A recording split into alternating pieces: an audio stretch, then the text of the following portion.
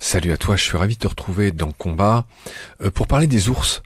Il y a une nouvelle qui est tombée cette semaine, je sais pas si tu en as entendu parler, il y a de plus en plus d'attaques d'ours au Japon. La population est paniquée, je vais te raconter ça dans un instant.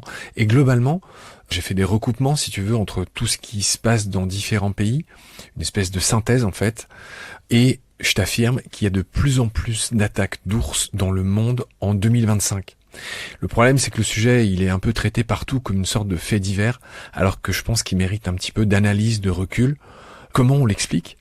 Que déduire de cette augmentation d'attaques? Les populations sont pas forcément en augmentation partout.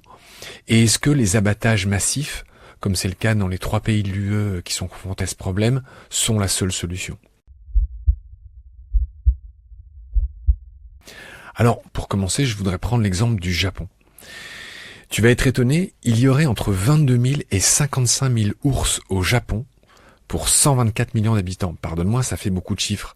Mais je te résume. En résumé, ça veut dire qu'il y a 200 fois plus d'ours au Japon qu'en France pour une superficie qui est équivalente aux 2/3 du territoire français, hexagonal, hein, bien sûr. Je parle pas de ce qui se passe outre-mer. Et je te l'ai déjà dit, la population japonaise, 124 millions d'habitants, c'est un peu moins que le double de la population française, 68 millions d'habitants, si t'étais pas au courant. Moi, je vais te le résumer comme ça. Les Japonais, ils sont serrés comme des sardines dans des mégapoles autour de montagnes qui sont remplies d'ours. On le sait peu, tu vois, mais le Japon, c'est un pays très montagneux et la plupart des villes au Japon, elles sont situées sur le littoral.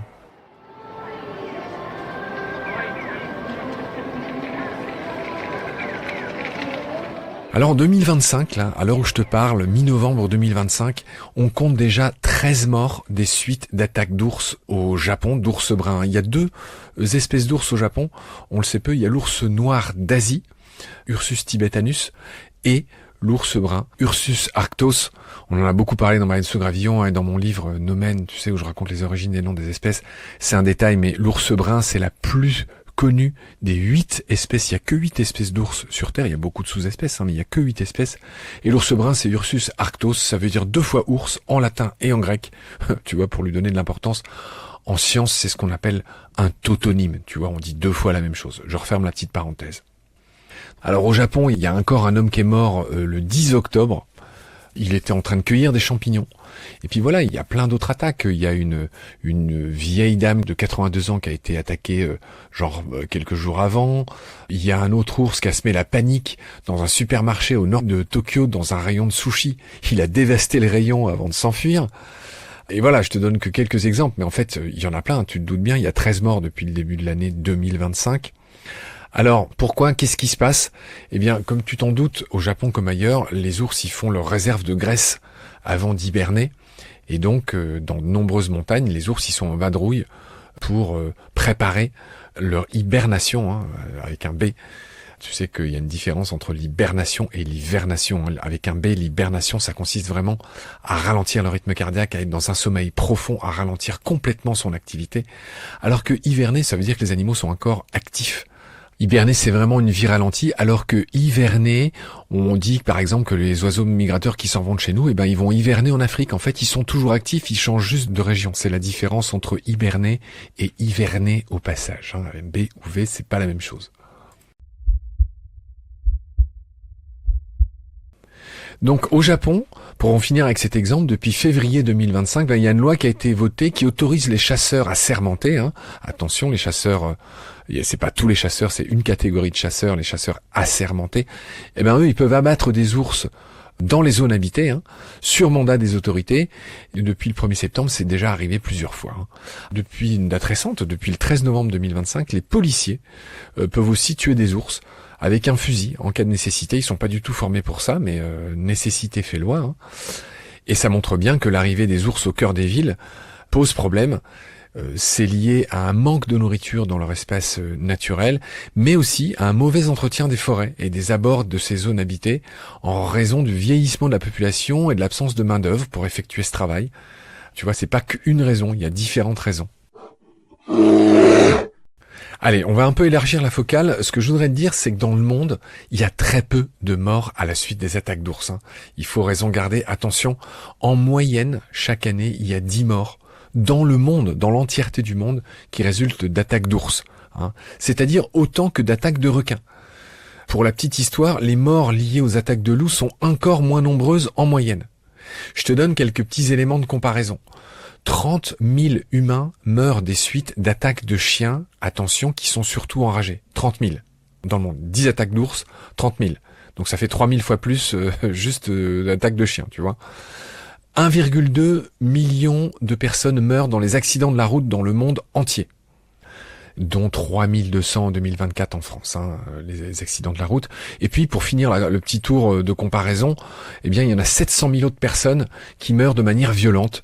Donc, l'humain qui tue l'humain, les homicides et les guerres, je rentre pas dans les détails, mais ça, c'est 700 000 personnes qui meurent de manière violente chaque année dans le monde. C'est plus, contrairement à ce qu'on lit encore sur beaucoup de sites qui n'ont pas été vérifiés, c'est plus que le premier animal tueur d'humains, qui est le moustique, qui provoque la maladie qui s'appelle la malaria, qui est le paludisme. Eh bien, non, les derniers chiffres montrent qu'il y a plus d'humains qui tuent des humains que de morts à cause du paludisme, même si c'est en train de reprendre à la hausse. C'est vrai que ce sont deux chiffres qui sont voisins. Pour le coup, ça se tient dans un mouchoir de poche, c'est vrai.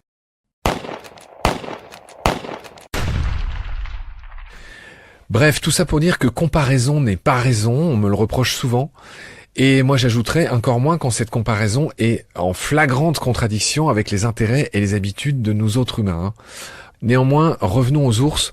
Je voudrais te faire un petit bilan des attaques d'ours dans le monde. On va rentrer un peu dans le détail.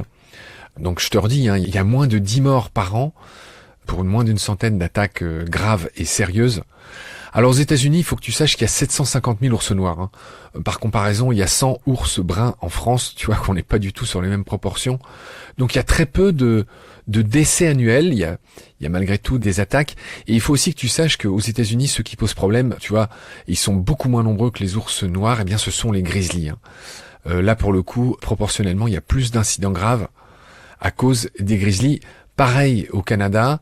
Les attaques se concentrent surtout dans l'ouest, en Colombie-Britannique et en Alberta. Les autres régions ayant moins d'espace sauvage, on va dire, que ce que je viens de dire. Bon voilà, en Russie, c'est le pays qui héberge le plus d'ours bruns. On pense qu'il y a entre 100 000 et 125 000 ours. Rien qu'en Russie, c'est énorme, c'est la moitié de la population mondiale quasiment. Donc là, il y a peu de stats sur ce qui se passe en Russie, mais on se doute qu'il y a des accidents et des morts en Russie, bien sûr. Alors maintenant, je voudrais mettre le focus sur l'Union européenne. On sait mieux ce qui se passe, et ça a beaucoup bougé ces 2 dernières années. Ce qu'il faut que tu saches, c'est que la Roumanie, c'est le pays qui héberge le plus d'ours dans l'UE, dans l'Union européenne, hors Russie, bien sûr. Il y en aurait entre 10 et 13 000, rien qu'en Roumanie. Alors, à la suite de plusieurs incidents et attaques mortelles, la Roumanie autorise l'abattage de presque 500 ours en 2024, ce qui représente, je te fais le calcul, 5% de la population totale, ce qui reste raisonnable, tu vas voir, comparé à ce qui se passe ailleurs. Alors en Suède, pareil, on a abattu pas loin de 500 ours en 2024, et on va refaire pareil dans l'année qui vient. Mais alors, ce qu'il faut savoir, c'est qu'en Suède, il y a que 3000 ours, estimation, et là, ça fait 20% du total. Et là, les assauts de protection et les scientifiques s'étonnent et crient au scandale, parce que 20%, tu vois, un animal sur 5, on n'est pas loin du taux de renouvellement naturel d'une espèce. Donc tu te rends bien compte que là, on flirte avec juste ce qu'elle peut renouveler, l'espèce. Le troisième pays européen où il y a des problèmes, c'est la Slovaquie, c'est un tout petit pays. Et la Slovaquie, il n'y a pas si longtemps que ça, en avril 2025, elle a autorisé l'abattage de 350 ours bruns pour un pays où il y en aurait que 1000 à 1300. Donc là, tu vois, on est au top de l'abattage, c'est quasiment 27%. Là encore, les ONG dénoncent un manque d'études d'impact, de recensement fiable. Ils estiment que ce cull, en CU2L, un cull, ce qu'on appelle les régulations, les abattages, c'est un mot anglais qui est très connu des écologues, eh bien, les ONG pensent que ça pourrait porter atteinte à la viabilité, tout simplement, de la population d'ours, en tout cas dans certaines populations locales. Ce qu'il faut savoir, c'est que les Slovaques, ces gros vilains, ils autorisent la viande d'ours. Tu vois, et donc là, on pense que ça va encore plus motiver les chasseurs à abattre des ours. Et ça, c'est pas en conformité avec les directives européennes. C'est interdit. L'ours, c'est une espèce protégée comme le lynx. Donc, on a un petit souci avec ça. Tu vois, quoi. Ça commence à sentir le roussi pour les ours. Alors après, ces 3 pays européens qui concentrent un maximum d'abattage, on n'en a encore pas du tout là en France, hein. L'ours reste protégé en France, mais attention, en France, les ours, il y en a qu'une centaine. Il y en a qu'une centaine et ils sont tous dans les Pyrénées. Le comptage est difficile parce que si tu veux, ils sont d'un versant d'un côté ou de l'autre de la frontière avec l'Espagne. En Espagne, on pense qu'il y a environ 400 ours, hein, surtout dans ce qu'on appelle la Cantabrie. Bon voilà, les ours, ils se baladent de part et d'autre de la frontière, c'est bien clair, mais il y en a beaucoup plus en Espagne qu'en France, hein. En France, il n'y a pas eu d'accident, en tout cas humain pour l'instant. Par contre, il y a eu plus de 300 attaques sur le bétail qui ont abouti à la mort de 565 animaux, c'est précis, en 2024 en France. Donc voilà, pas de mort humaine, mais il y a des brebis essentiellement qui sont tuées. Et évidemment, ça pose des problèmes, hein. Et beaucoup de ruches aussi qui sont assaillies. Voilà, ils bouffent le miel des ruches. Donc il y a des tensions avec l'élevage pastoral en France. En Italie, il y a eu un mort. Il y a eu un mort en 2023, c'était un jogger de 26 ans qui a été tué par un ours dans la province de Trente en Italie. On pense que comme dans beaucoup de cas, il s'agissait d'une femelle qui s'est sentie menacée et qui a voulu protéger ses oursons, hein. Il y a un homme qui a été attaqué en France, il a survécu. Cet homme a été attaqué, il se trouvait par erreur dans un endroit où il devait pas être. C'était un chasseur, le gars. L'histoire précise, c'est que le 20 novembre 2021, lors d'une battue au sanglier non autorisée, il y a un chasseur de 81 ans qui a battu une femelle célèbre qui s'appelait Caramel, avec un S, parce que lui-même s'était fait attaquer, c'est ce que je te disais, hein. Donc ce chasseur de 81 ans, il a été poursuivi en justice et le tribunal correctionnel de Foix l'a condamné le 6 mai 2025 à 4 mois de prison avec sursis et à 2 ans d'interdiction de port d'armes, 2 ans de suspension du permis de chasse aussi et à 1 800 € d'amende pour avoir abattu cet ours. Je te répète qu'il était dans une zone où il n'était pas censé être pour faire une battue qui n'était pas autorisée, hein. Alors avant que je te dise et que je conclue cet épisode de combat, un petit mot sur les ours blancs. Bon, moi j'ai mis le focus sur les ours bruns, hein. Tu pourrais légitimement me demander, mais est-ce que les ours blancs tuent aussi? Alors soyons clairs, il y a une étude états-unienne qui est sortie en 2017 qui a recensé 73 attaques entre 1870 et 2014 qui ont occasionné 20 morts et 63 blessés. Tu vois, je te donne des chiffres précis. Et ça, c'était dans toute la zone de répartition des ours polaires au Canada, aux États-Unis, au Groenland, c'est-à-dire au Danemark, hein, c'est un territoire autonome du Danemark, le Groenland, si tu le savais pas, en Norvège et en Russie. Je répète, sur quasiment un siècle et demi, il y a eu que 20 morts, hein, à cause des ours blancs. Voilà, il y a des attaques, il y a 1 à 3 attaques par an dans le monde, tu vois, c'est pas beaucoup, hein. Et pour le coup, en ce qui concerne les ours blancs, eh bien, il y a un lien entre la diminution de la taille de la banquise, qui est son territoire de chasse, et la hausse des rencontres et donc des attaques dans certaines zones, notamment la capitale mondiale des ours blancs qui s'appelle Churchill. C'est une ville canadienne qui est située dans la baie d'Hudson au Canada. Eh bien, les ours sont de plus en plus intrusifs, ils viennent fouiller dans les poubelles. Je pense que tu en as entendu parler. Alors, je voudrais finir cet épisode par ce que j'ai un peu vendu au départ, c'est-à-dire comment on explique ces attaques. Eh bien, les ours, ils sont quand même de mieux en mieux protégés dans beaucoup de pays. Et 2, le nombre de ruraux et donc de régulateurs au sens large, dont les chasseurs, ils baissent en parallèle dans chacun de ces pays. Je te l'ai évoqué dans le cas du Japon, les forêts sont moins entretenues aux abords des villes, et ça explique aussi que les ours ils puissent s'aventurer de plus en plus près des villes. C'est une 3e raison, hein. Ensuite, les territoires grignotés par l'humain essentiellement et les changements climatiques réduisent les ressources disponibles pour les ours et donc ils en sont réduits à venir farfouiller, à venir fouiner dans les déchets des zones habitées. Il y a une 5e raison qui est fine et subtile, c'est qu'il y a une meilleure remontée des signalements dans à peu près tous les pays, ce qui fait que il y a un certain nombre d'attaques qui revenaient pas forcément jusqu'aux médias à une certaine époque, mais là de plus en plus elles reviennent. Il y a une attention des médias qui est portée là-dessus et donc tu vois, sans qu'il y ait nécessairement plus d'attaques, il y a en tout cas plus d'attaques qui remontent vers les médias. Tu vois, tout doit être pris en compte dans ce genre de synthèse que j'essaye de te faire là, tu vois. Quelques petites subtilités pour finir. Les estimations, tu l'as entendu dans les chiffres que je t'ai donnés, qui sont pourtant précis, hein, je me suis un peu décarcassé pour te trouver des chiffres fiables, mais tu vois qu'il y a un delta. Les estimations de population d'ours, elles sont imprécises, elles varient fortement selon les méthodes et selon les pays, hein. Ensuite, le quota qui est établi chaque année d'abattage des ours, il correspond pas exactement au nombre d'animaux abattus, pour plein de raisons. Parce que malgré tout, ça doit être fait dans des conditions strictes d'abattage, hein. Il faut savoir que selon les pays notamment, c'est pas les mêmes droits concernant les femelles et les mâles, hein. C'est surtout les mâles qui sont visés. Dans certains pays, on n'a pas le droit d'abattre les femelles, hein, y compris quand elles ont des petits. Je t'ai déjà soulevé le point que ce qu'ils font en Slovaquie là, notamment de vendre de la viande d'ours, c'est en contradiction directe avec le droit européen. Donc là, il y a un précédent, tu vois. Et l'efficacité, pour finir, de ces abattages, elle est débattue, puisque la plupart des assos et des scientifiques mettent en avant que il faut une meilleure, d'abord, politique de prévention, ce qui n'est pas le cas dans plein de pays. En Espagne, où il y a 400 ours, il n'y a eu aucun mort. En France, non plus. Alors certes, les ours français, ils habitent en Ariège, principalement, dans des régions qui sont extrêmement peu peuplées.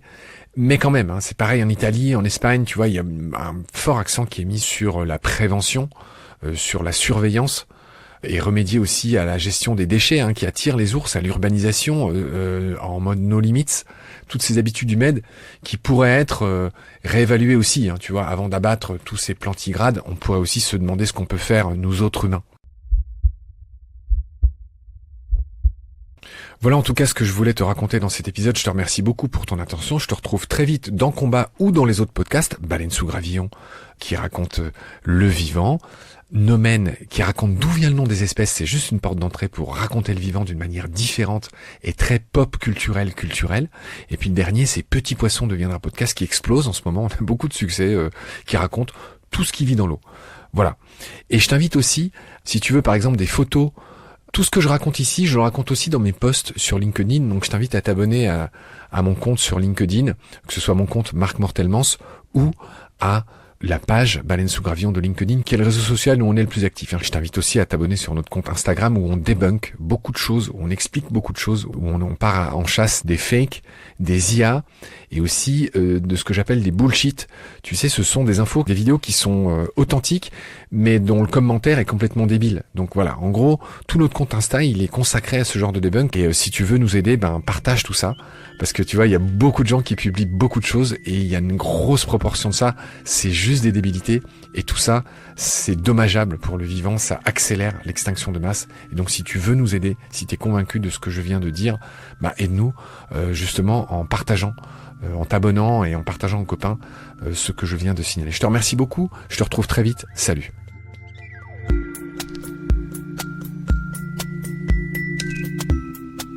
Tu vois, le monde se divise en deux catégories.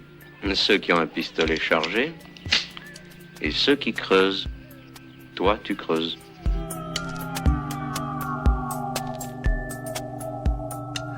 C'est la fin de cet épisode. Merci de nous avoir prêté tes oreilles. Maintenant, je m'adresse à ton cœur, car pour continuer, nous avons besoin d'un petit coup de main. 1. Pour commencer, tu peux partager nos liens à tes proches. 2. Très utile aussi, tu peux laisser des étoiles et surtout un avis sur Apple Podcast et sur Spotify. 3. Encore mieux, tu peux aussi faire un don ponctuel ou mensuel sur Hello Asso ou sur Tipeee. Si tu aimes nos contenus, je te recommande mes 2 livres, En finir avec les idées fausses sur le monde vivant aux éditions de l'Atelier et Nomen, les origines des noms des espèces aux éditions Ulmer. Et aussi un super jeu de cartes, Terra Animalia, pour apprendre sur les animaux et les plantes tout en jouant. Et on fait bien sûr un gros clin d'œil aux profs, aux parents et à tous ceux qui racontent ou enseignent le vivant. Tous les liens utiles et notre email de contact pour des stages, des formations, des animations ou des conférences sont indiqués dans la notice de cet épisode. Grand merci pour ton soutien. À bientôt. Et d'ici là, prends soin de toi et de ce qu'il y a autour de nous.